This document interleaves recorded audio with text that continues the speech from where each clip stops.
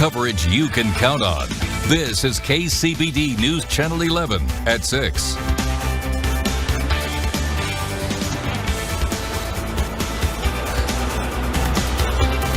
Kind of helpless.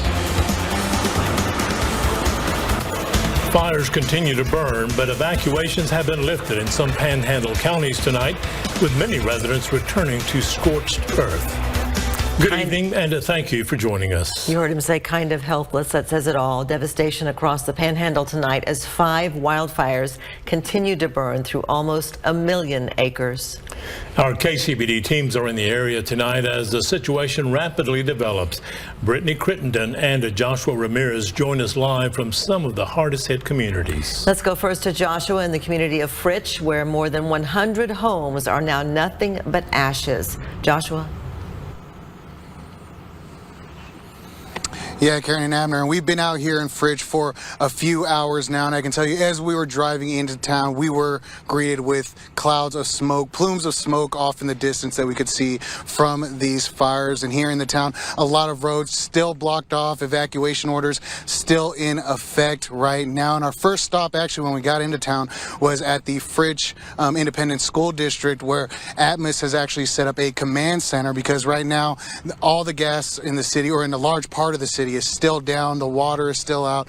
The electricity is still out. So right now they are working to get those utilities back up. And I can tell you, as Karen said just a bit ago, we are hearing that it could be up to 100 structures burned in this fire. At last check, the A&M Forest Service was reporting that there could be, or that there is more than 90,000 acres burned by the Windy Deuce fire, which is the closest fire to Fritch right now. So 90,000 acres burned, only 25% contained. But I want to talk more about the human element of this. I spoke with a resident earlier today who said that they lost everything in this fire. It's kind of helpless.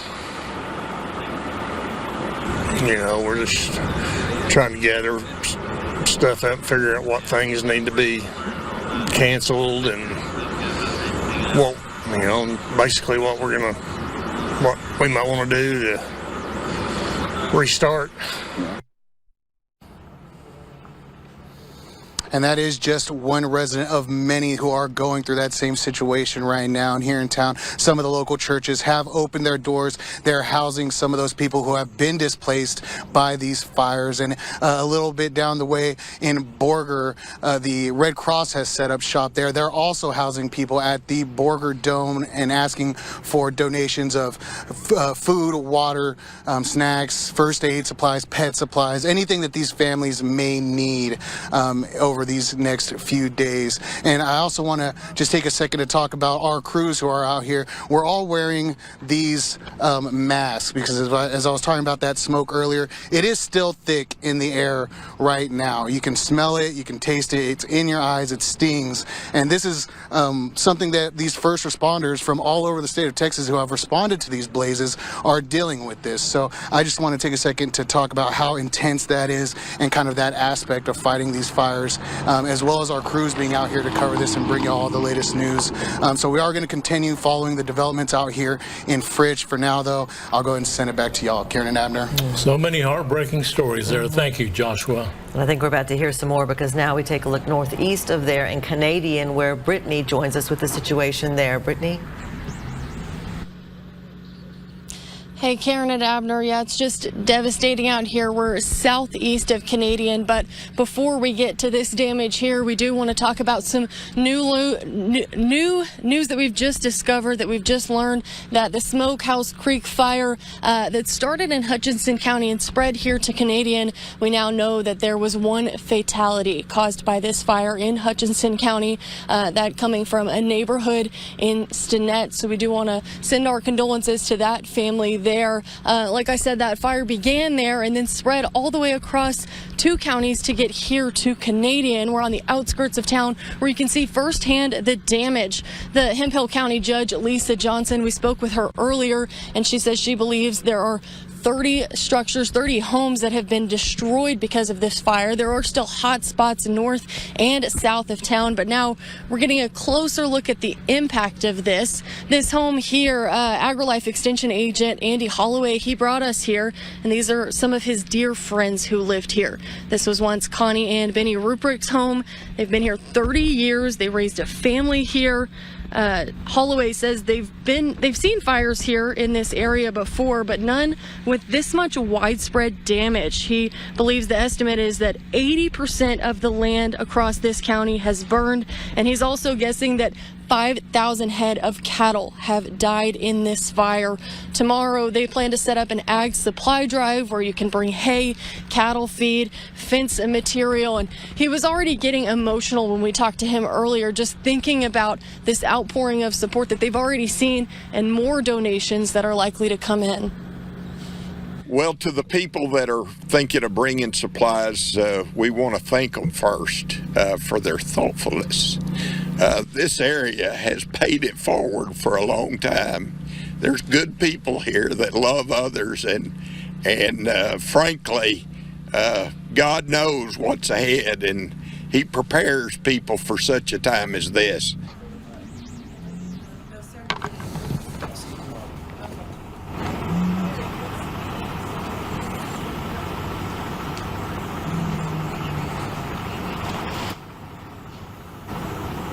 Set up at Canadian ISD at the middle school here. We spoke with the superintendent, and he says people have been bringing diapers, clothing, food items, non-perishable food items, just anything they can to help these families.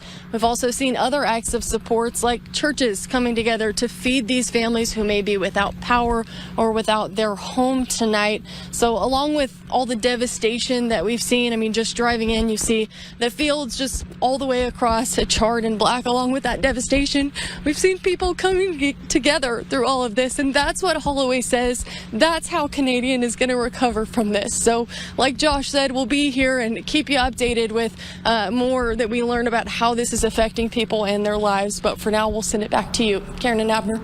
Thank you, Brittany and Josh. It's easy to get emotional, and as the grieving recovery starts for some areas, the fire still continues in other areas to take homes and ruin situations. And we will continue to have coverage throughout the evening for you, so stay with us.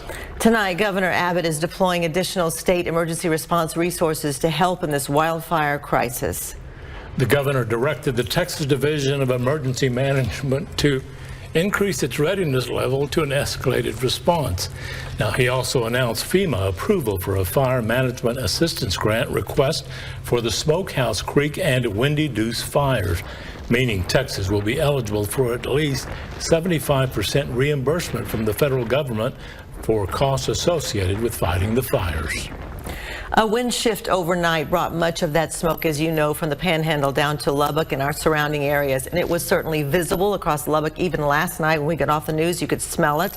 And many people reported smelling it even inside their homes. KCBD News Channel 11's Natalie Falkenberry joins us in the studio now with a look at our air quality and the health concerns that come with all this smoke from the Panhandle. Well, Karen and Abner, Lubbock's air quality is looking much better today compared to what we saw last night. However, medical professionals say the smoke coming from those wildfires can be a health concern, especially to vulnerable groups. Just stay indoors as much as you can, and then close the doors and windows. Dr. Fiona Prabhu, a professor in the family medicine department at Texas Tech Health Sciences Center, says although you can't see smoke particles in the air with the naked eye, prolonged exposure can be unhealthy for the immune compromised. If you have chronic obstructive pulmonary disease or asthma, that can definitely cause a flare-up of either of those conditions because of the smoke and particulate that matter that you inhale. Dr. Prabhu tells us small children, even those that don't have pre-existing conditions, are the most at risk. Airways are smaller, their lungs are smaller, If they've already started getting reactive airways or asthma, then they're more likely to feel the effects of the smoke inhalation. Prabhu recommends staying indoors and circulating or purifying existing air throughout your home, but not everyone has that luxury. I would recommend actually wearing a mask, just like we did with the pandemic, just to try and make sure your nose and mouth is covered so that you're getting a little bit less of the smoke particles in your nose. After all those tips, if your symptoms worsen, Dr. Prabhu says that's when you need to see a doctor. If you're very short of breath, you can't catch your breath, you are very concerned that, or you're starting to develop like fever, chills, anything that's more like an infection. If you're feeling like you're wheezing, then I think that's more when you need to seek medical attention.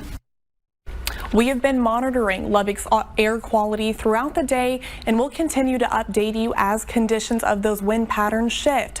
There will also be a link to this map on our website. Karen and Abner. Thank you, Natalie. That wind shift not only brought smoke to Lubbock, but it also brought colder temperatures. John says there's a chance those colder temperatures could also lead to wintry weather overnight. He joins us with the first check of the forecast. John?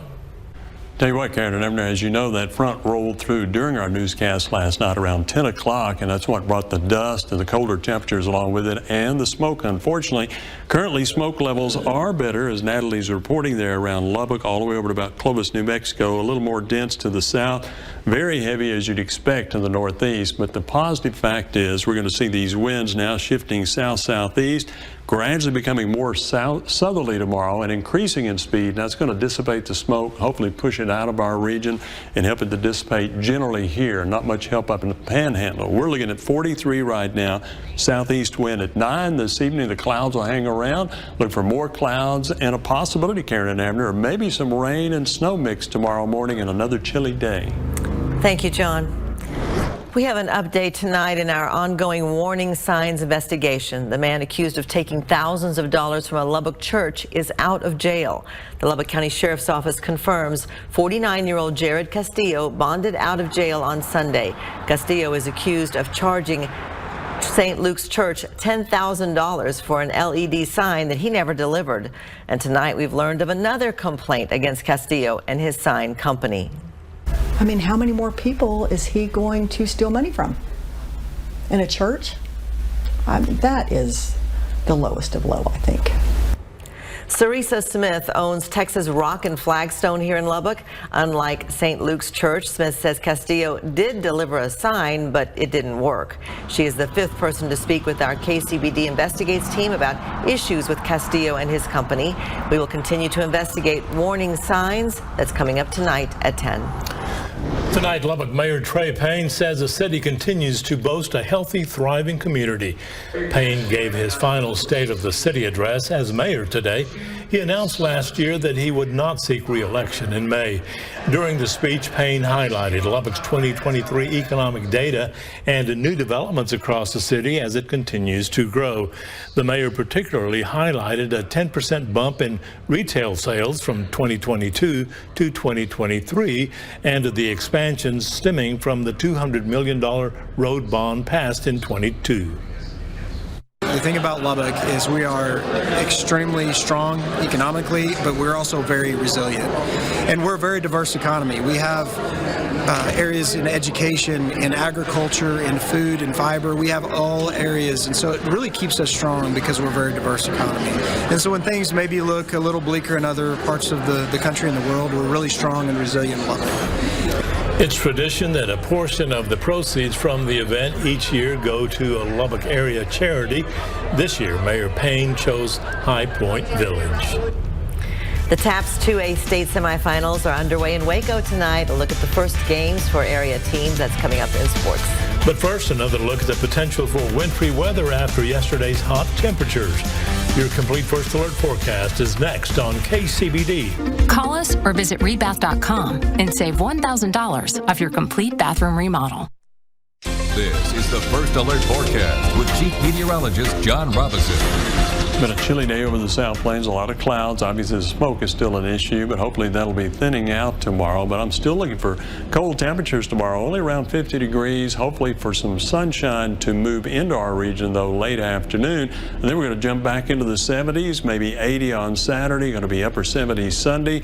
Dipping a little bit Monday and Tuesday. There'll be some wind back in the area, by the way, Sunday and Monday, maybe into Tuesday. Another system cooling us down just a little bit. May even be another chance of rain coming up on Wednesday, and we have that slight chance of a rain-snow mix tomorrow morning. You're going to see the best potential is going to be in our northwestern areas for any accumulations, and if it does, we're talking about trace to maybe an inch, and I wouldn't be surprised to see maybe a brief mixture of snow here, grassy areas, but we're not talking about anything in the way of significant amounts of snow for us. It'll be dependent on really the track, and you see how spotty it is in the central South Plains. More of a mix for us for sure, although temperatures will be below freezing northwestern areas and in Lubbock around 30 degrees or so. If we get one of these little heavier bands, might get some accumulation on grassy areas, or even the roadways get a little bit wet. We hope there's some measurable moisture out of it, but generally not much down south. Most of it will be north and northwest unless the model changes the track and the storm track changes. In general, a mixture here, scattered showers off of the Cap Rock, and this is through mid-morning Thursday. Most of it will be out here by noon, but it does look like, depending on the speed of that system, the clouds will hang around at least till 4 o'clock.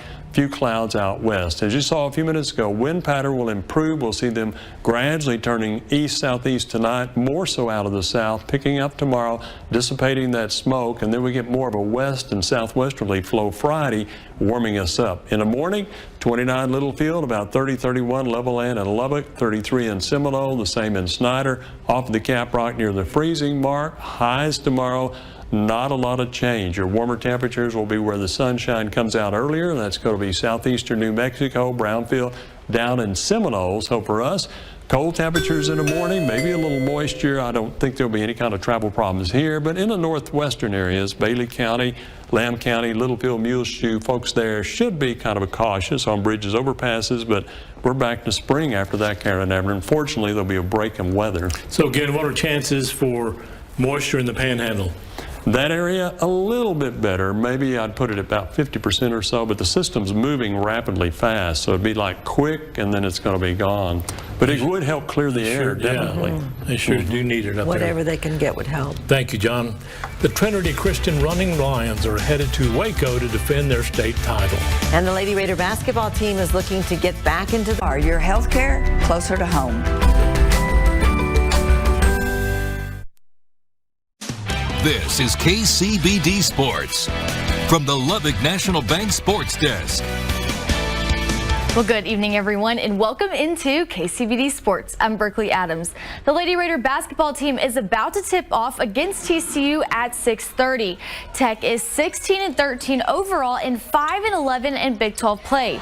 TCU is 18-9 overall, but they are also 5-11 in Big 12 play. We'll have highlights tonight at 10. Well, the LSU women's basketball team is preparing to host West Texas A&M Thursday at 5:30 tomorrow night. It is senior night, and they are looking forward to the big game. Now, the Trinity Christian Running Lions, number 2, they are headed back to defend their state title. They will face number 3 Grace Prep Arlington Friday at 10 a.m. in Waco. Well, now for those highlights, number 2 Lubbock Christian taking on number 4 TK Bishop Gorman. Eagles down as much as 11 in the fourth, clawing back from Parsons 3. It is now a 1-point game. Then Farnsley again, this time backing down the defender, gets the floater to go. Eagles led by 3. They went on an 18-0 run. The turnover, Micah Strand finishes the basket with the foul. Number 2 Lubbock Christian is back in the state title game, looking to defend their title as they win 58-47. At the end of that third quarter, and I just kind of challenged those seniors. I just said, you got 8 minutes. You got 8 minutes and your career is going to be over. And you can see in their eyes, like, we're not going to let that happen. We're blessed to have the boys that we do, the fight that we do, the program that we do, and be able to come out on top. I'm so proud. Just one more day of relationships with these boys that I get to spend and memories we get to make for a lifetime. I'm excited for that. Number 2, Southcrest Christian taking on number 4, Red Oak Ovia in the TAPS 2A state semifinals. Lady Warriors down 5. 3 ball from Victoria Berger all night long to put Southcrest on the board. Lady Warriors off on the 3, but the rebound and the putback from Peyton Berger. The Bergers getting it done, and they're loving it. Southcrest with the lead. Jordan Curry with her Steph Curry impersonation with the 3. The Lady Warriors are still fighting as they win 49-41. Well, for me, it means a lot of things because I want it so badly for the girls. They've practiced hard, they've played hard, they're a true little family. And so for me, really, it's all about them and really all about this opportunity that the Lord's given us and given them. And so I'm excited to see them come out here tomorrow and play for each other and play for the Lord. Hey, we'll have more tonight. For local business and residential clients. And our services are free. Call us today or download our app. I do want to start with our fire tracker. I don't anticipate any fire issues tonight or tomorrow. Potential is very low, but by Friday, we do have again an increasing chance of fire danger from the South Plains into the Panhandle.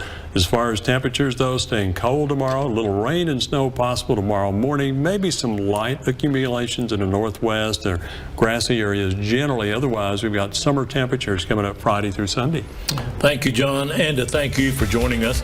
We will bring you more coverage from the Panhandle wildfires tonight at 10. We'll see you then. And if you have health issues, wear a mask. It would help. We'll see you later. Have a good evening.